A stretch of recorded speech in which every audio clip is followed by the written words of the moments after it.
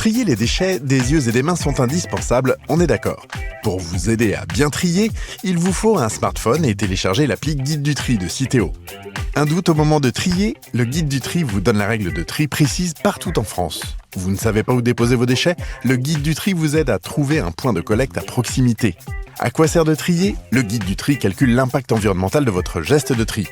Pour vous faciliter le tri au quotidien, téléchargez l'appli Guide du tri de Citeo.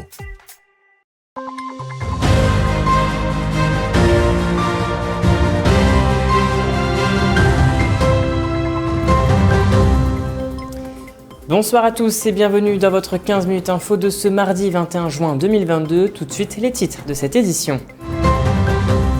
La base aérienne 113 de Saint-Dizier va ouvrir ses portes au public ce week-end. Le programme sera rythmé par plusieurs démonstrations aériennes et terrestres.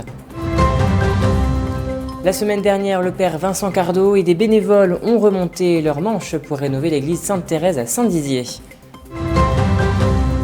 La maison Napoléon reprend vie à Saint-Dizier grâce à l'association Ensemble pour jouer qui fait renaître le fameux personnage Napoléon Bonaparte. Et voilà pour les titres.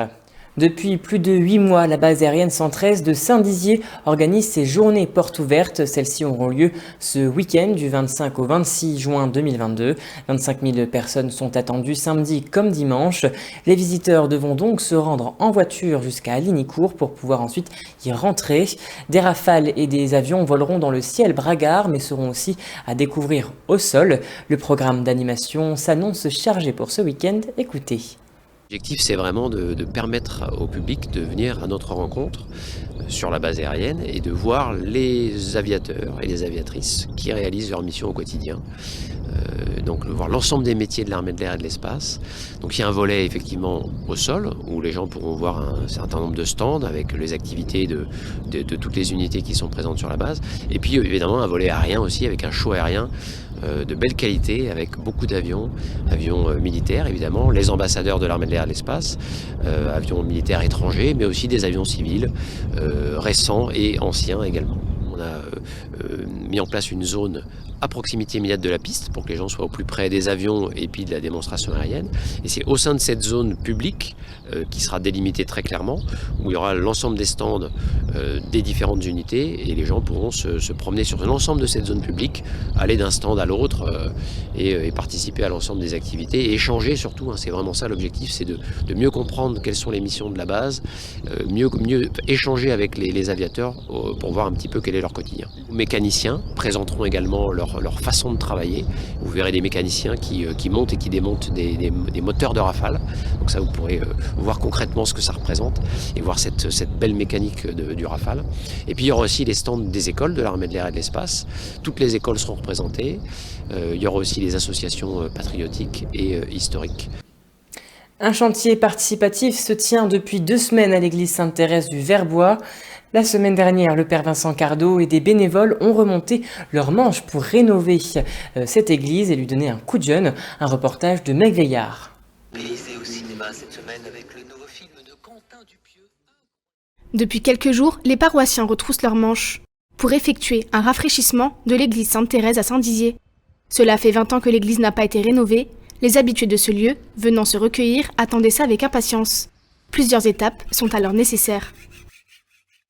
Alors la première étape, ça a été de concevoir le projet, de faire un peu le point, de discuter avec des architectes aussi qui nous donnent des conseils. La deuxième étape, ça a été de planifier les travaux. Il y a eu une première étape samedi dernier où on a vraiment nettoyé, préparé les supports, poncé, monté la structure en bois qui supportera la nouvelle icône. Et puis aujourd'hui, on est en train de mettre la première couche. Et puis bientôt, on mettra la deuxième couche et on montera ensuite l'icône quand elle sera prête. Des travaux qui demandent de l'aide supplémentaire, car au-delà de l'aspect physique, il y a aussi des travaux de réhabilitation, comme le plafond ou encore la pose de bois. C'est là que la mairie de Saint-Dizier intervient. C'est vrai que la mairie nous aide surtout, c'est au point du matériel, parce qu'on travaille quand même à hauteur, donc ils nous ont fourni les échafaudages pour pouvoir le faire. Et c'est la mairie aussi qui va s'occuper en fait de remplacer une porte. C'est une porte qui va être, avec des sécurités particulières en cas d'incendie. pour pouvoir évacuer plus facilement avec des barres anti-panique. Donc en fait, toute la partie, on va dire, sécurité, c'est plutôt la mairie qui va le gérer.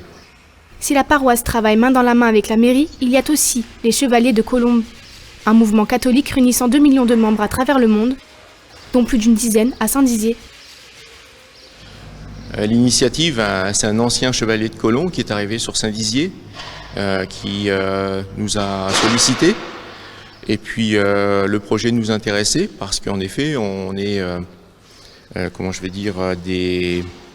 des bénévoles à vouloir aider les prêtres de Saint-Dizier sur des actions très très concrètes, quoi. Donc moi je me suis senti tout de suite impliqué, ça me plaisait bien. Avec la volonté de tous, les travaux devraient se terminer d'ici quelques jours. Les paroissiens ont hâte de pouvoir montrer le résultat final, surtout pour accueillir prochainement un futur prêtre.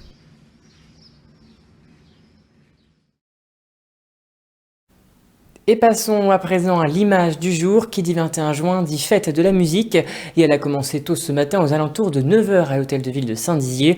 Après 2 années sans avoir pu investir le hall de la mairie, la chorale des élèves de l'école Jean de La Fontaine a pu donner le coup d'envoi de cette fête de la musique. Tout autre chose, à présent, l'association Ensemble pour jouer a organisé des animations autour de Napoléon dans la maison Napoléon de Saint-Dizier. Le but est de retracer de façon ludique l'histoire de Napoléon, mais surtout mettre en avant une partie historique de la cité bragarde, notamment la campagne de 1814 où Napoléon a tenu son ultime victoire. Un reportage d'Elsa Jacobet. Revenir sur les traces de Napoléon, voilà tout l'enjeu de l'association Ensemble pour jouer, qui a organisé des animations dans la maison Napoléon de Saint-Dizier. Plusieurs activités étaient organisées, des jeux coopératifs, mais aussi un escape game pour retracer la vie du petit caporal. Notre association s'est dit, en attendant que cette maison soit proposée pour un investisseur privé, allons-y pour proposer ça aux élèves, qu'on ait cette possibilité de faire découvrir notre histoire, qui est aussi l'histoire de France. En tout, plus de 200 élèves de différentes écoles bragardes sont venus participer à ces animations. La maison Napoléon a donc été transformée pour proposer un guide ludique autour de l'histoire de France.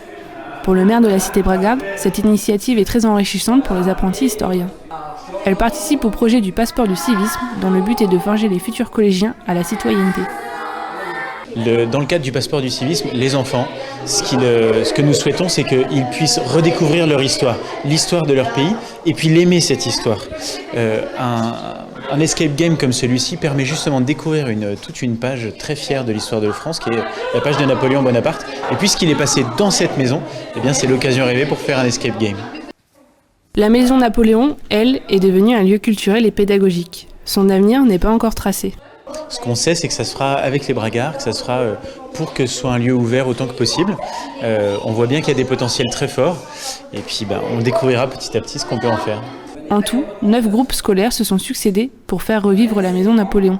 Le premier empereur français n'a plus aucun secret pour les élèves de la cité bragarde. Et voilà, c'est la fin de cette édition. Merci à tous de l'avoir suivi. Dans un instant, vos prévisions météo de demain. Je vous souhaite une très belle soirée et une très bonne fête de la musique à tous.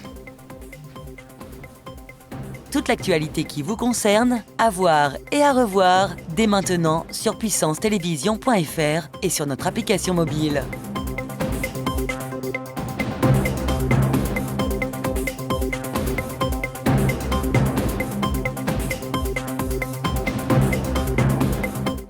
Nouveau, Puissance Télévision lance son émission Agenda.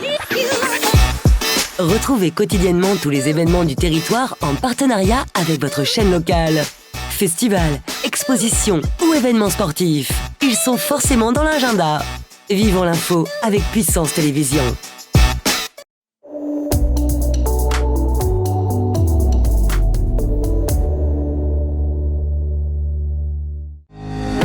Bonsoir à tous, vos prévisions pour demain comptez 12 degrés de minimale à Lille. Pour les maximales, elles seront de 30 degrés à Lyon. Pour nos départements, les minimales seront de 14 degrés à Vitry-le-François et Verdun. Pour l'après-midi, elles seront de 28 degrés à Saint-Dizier. Mercredi 22 juin, nous fêtons les Albans et le soleil se couchera à 21h58. C'est la fin de ce bulletin météo. Passez une très bonne soirée avec Puissance Télévision.